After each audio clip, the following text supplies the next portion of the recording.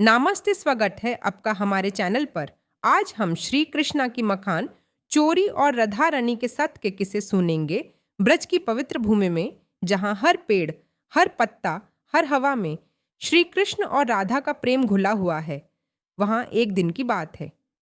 बरसाने में राधा रानी अपनी सखियों के साथ बैठी हुई थीं। सूरज की कोमल किरणें आंगन में बिखरी थीं और ठंडी ठंडी हवा में फूलों की खुशबू फैली हुई थी। राधा रानी अपनी सखियों के साथ माखन मथ रही थीं। सखियां हंस हंस कर बातें कर रही थीं और राधा के चेहरे पर भी शरारती मुस्कान खेल रही थी, मानो उन्हें पहले से पता हो कि आज कुछ खास होने वाला है। उधर नंदगांव में श्री कृष्ण अपने मित्र सुदामा, मुरारी और माधव के साथ बैठे थे।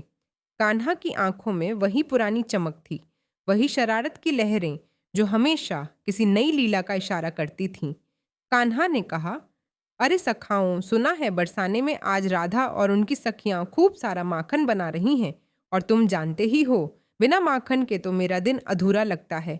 सब सखाओं ने हंसकर हामी भरी और बोले, चलो आज बरसाना चलकर राधा रानी के हाथ का माखन चखते हैं। बस फिर क्या था, कान्हा और उनके सखा हंसते बोलते, गाते बजाते बरसाने की ओर चल पड़े।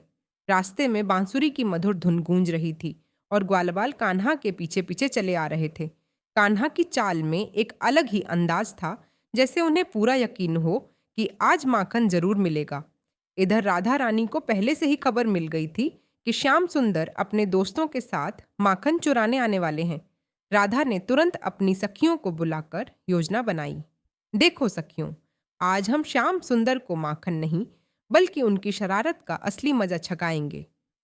माखन हम मटकी में रखेंगे, लेकिन मटकी को ऊंचाई पर टांग देंगे और उसके नीचे रंग बिरंगे पानी से भरे घड़े रख देंगे।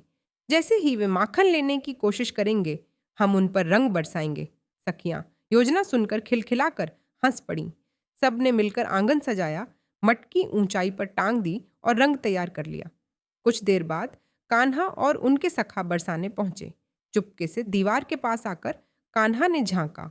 उन्होंने देखा कि माखन की मटकी ऊंचाई पर लटकी है। कान्हा ने सखाओं से कहा, अरे ये राधा भी ना, मटकी को आसमान में टांग दिया, मानो हम उसे पकड़ ही नहीं सकते। सुदामा ने हंसते हुए कहा, श्याम, तुम्हारे लिए तो ये आसान है, तुम तो गोवर्धन उठा लेते हो, ये मटकी क्या चीज है। कान्हा ने कहा, तो फिर बनाओ पिरामिड।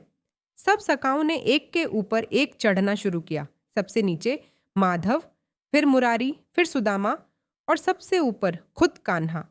जैसे ही कान्हा ने मटकी पकड़ने के लिए हाथ बढ़ाया, ऊपर से राधा और सखियों ने रंगों की बौछार कर दी।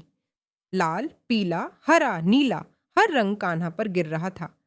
कान्हा आंखें मिचकाते हुए बोले, अरे राधे, ये क्या कर रही हो? मैं तो बस माखन लेने आया था। राधा हंसकर बोली, श्याम सुंदर, माखन तो बहाना था, तुम तो बस शरारत करने का मौका ढूंढते हो। कान्हा ने मुस्कुराकर कहा, राधे, माखन तो मीठा है ही, पर तुम्हारी मुस्कान उससे भी ज्यादा मीठी है। सखियां कान्हा की बातें सुनकर खिलखिला पड़ी।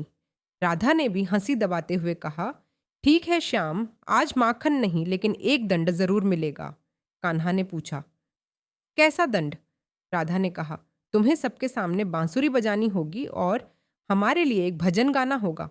कान्हा ने बिना देर किए बांसुरी उठाई और ऐसी मधुर तान छेड़ी कि रंगों की महक, फूलों की खुशबू, हवा की सरसराहट सब उसी तान में खो गए। पूरा बरसाना उस बांसुरी की धुन में झूम उठा। राधा रानी कान्हा की ओर देखती रहीं और कान्हा की मुस्कान में वो प्रेम झलक रहा था जो जन्म जन्मांतर तक अटूट है। कहते हैं, जहाँ सच्चा प्रेम होता है, वहाँ नाराजगी भी बस एक पल की होती है और मुस्कान ही उसका अंत करती है।